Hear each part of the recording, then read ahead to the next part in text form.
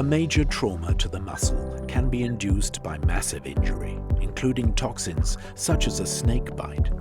Even after extensive damage, small groups of healthy cells can be found.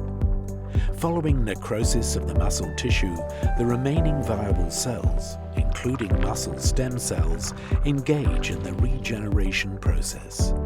The satellite cells activate and generate daughter myoblasts that begin the process of rebuilding the destroyed muscle fibers.